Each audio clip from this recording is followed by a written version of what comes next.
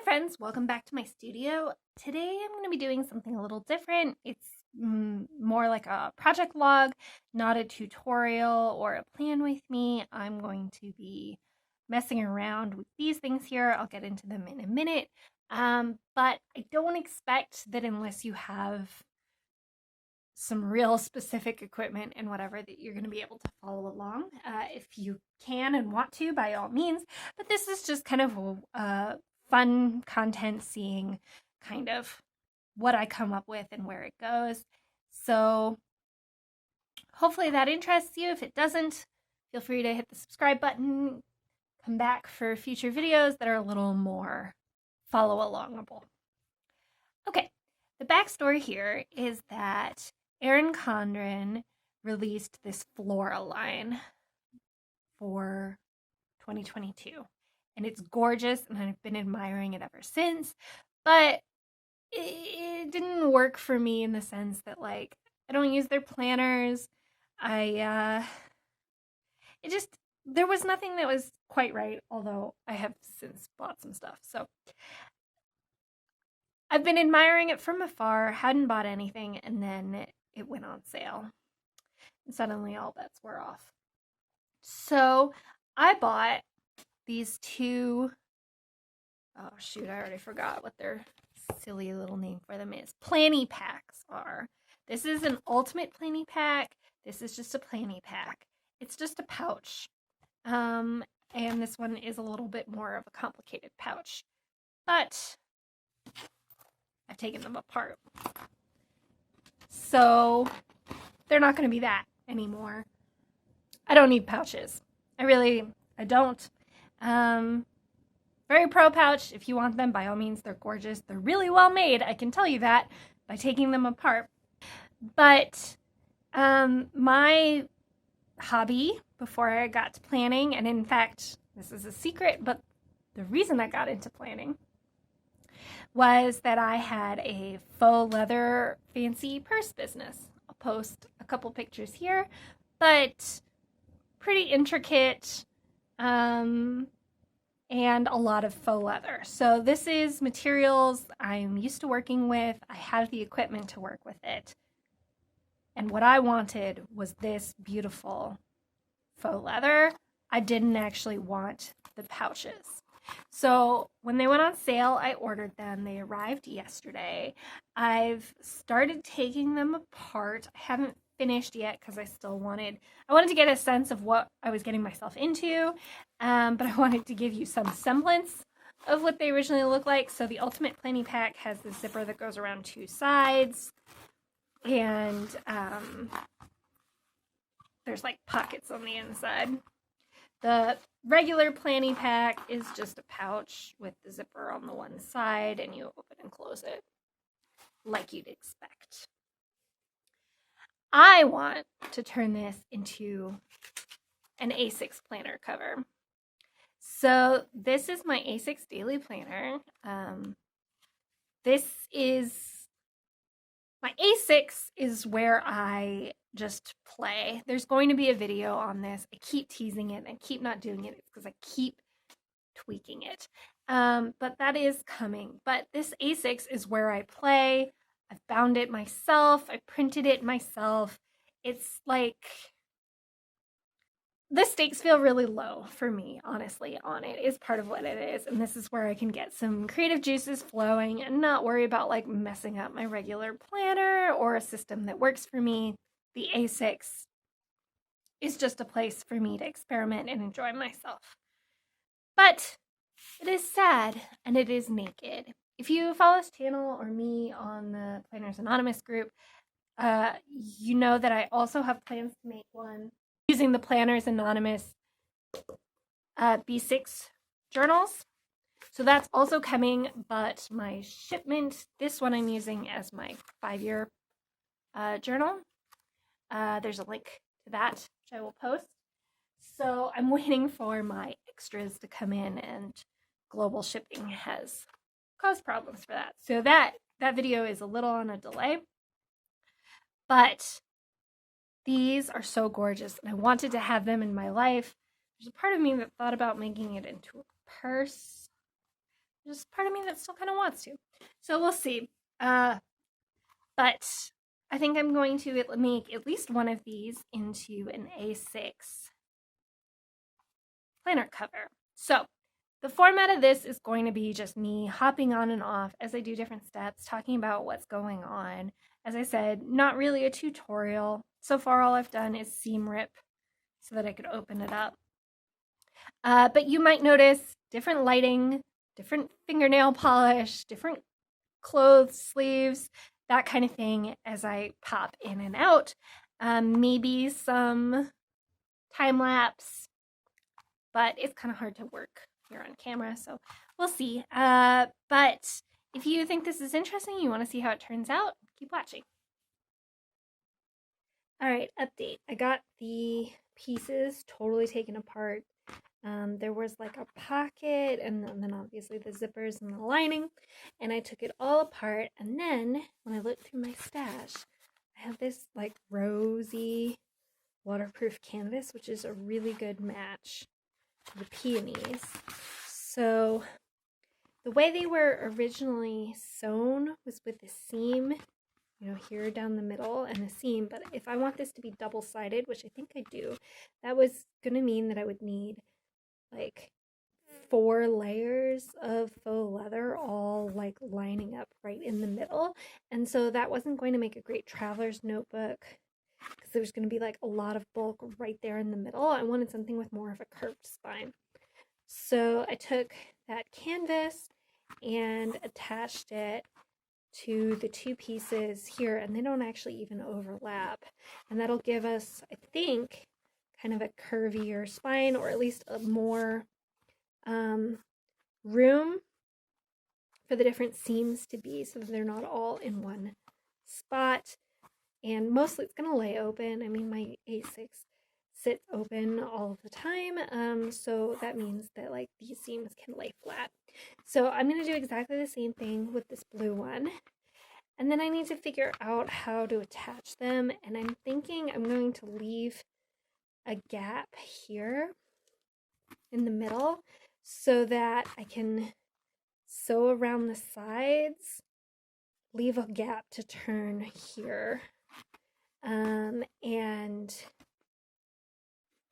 turn it inside out. I'm hoping I can get the like corners to lay nicely when I turn it. So I'm gonna do that. I'm trying not to cut anything until the very end, like as far as I can go, because right now I haven't done anything I can't really undo. I mean, obviously I can't put the whole thing apart, but I can seam rip this if I need to. So I'm trying to go as non-destructive as possible for as long as I can. So I'm going to put these together and I think sew around the edges, leaving that gap, maybe a pretty big one, because I think I'm going to want to slide some cardboard or chipboard or something in to give this a little more rigidity, because even with 2 layers, it's pretty floppy. So I think I will want to leave a significant sized hole. We'll figure it out. Back in a bit.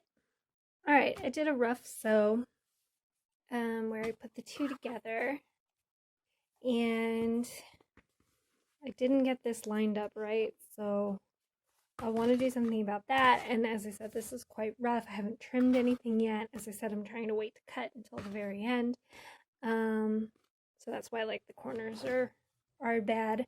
But I think it's got promise. It doesn't fold super well right here at the seams. I can cut this seam allowance down. I think that might help, but first I want to make sure I get them lined up nicely. So it doesn't bend as nicely as it could. It's not terrible though, and to be honest with you, it's going to sit open a lot of the time, so I'm going to focus on that. But I did do a little checking. Here's my insert. So it's bigger than it needs to be, which is good because I need to trim it down, but I'm probably going to trim it down as little as I can manage because, as I said, this sits open on my desk, and I kind of want to be able to see this when like the insert is open, because my goal is to see the pretty stuff. But I think I'm going to take a break for now. I got some other things to do today.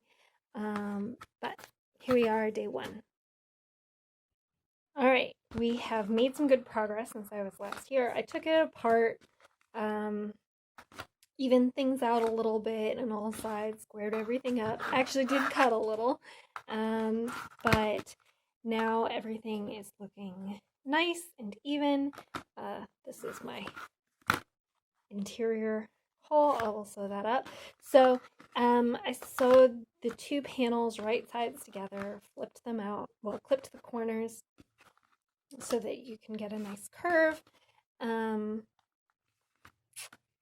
Flipped it back and then put some interfacing in here so it's less floppy. It's just a little too floppy. I couldn't figure out what like the right thing was, but ended up putting some pretty stiff interfacing. If you're a bag maker, you used Decoville Light. So now I'm going to top stitch around and close this up, and it's looking really nice for my inserts.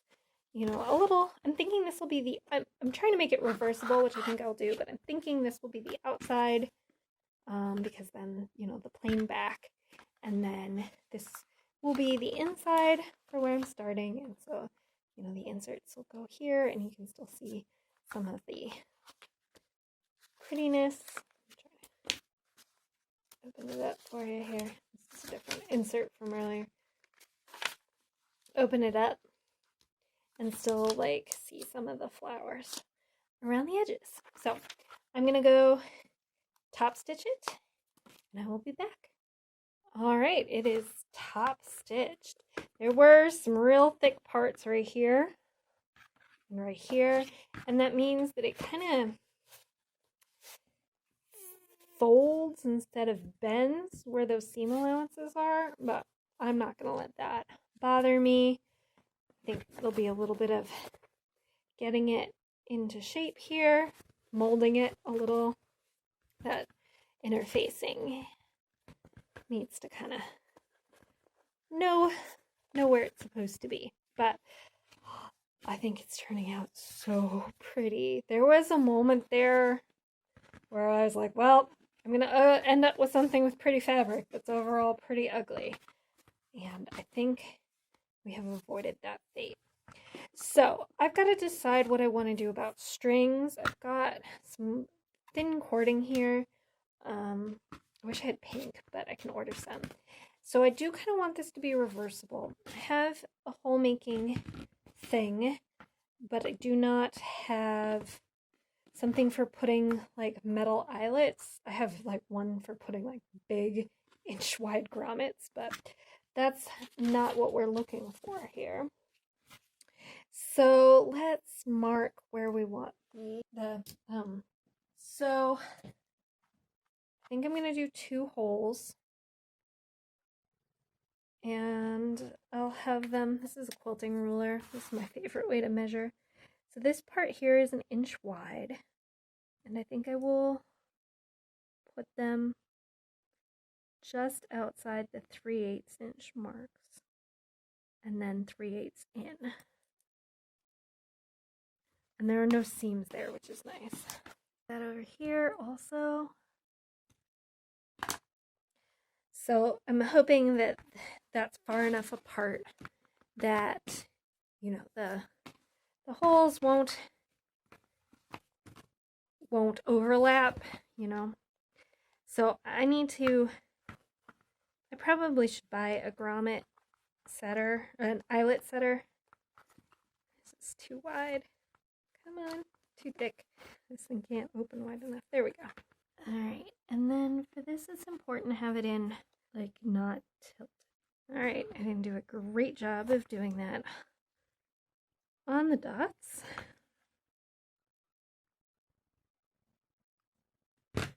All right. In the future, I think I'll put one in the middle so that I can close, you know, put elastic around. But I can't do that with this, and I'm definitely going to want the grommets when it comes to that. Oh shoot, this didn't go all the way through. And as I said, this is mostly going to sit on my desk, open. So I will do that when I have more of the equipment I want. There we go. Now I'm unraveling. I can take a lighter and burn those edges, and that will stop that elastic from fraying. But I just want to get this strung up right now. So I want the purple to be on the inside for right now. As I said, this is going to be reversible. I really love that purple peony print.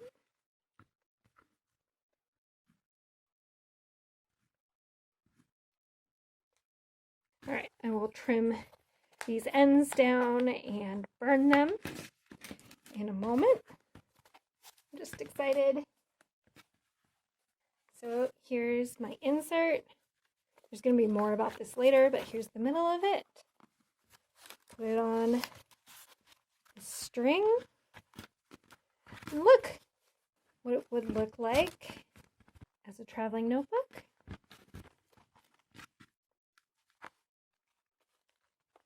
That's what it would look like all closed. Open it up. Here it is. And it's, it's bigger than I need it to be in terms of, extra width and height. But it means that when it sits on my desk like this, I can still see the print, which I really like. So here it is, my repurposed Planny pack from Erin Condren, now as an A6 traveler's notebook.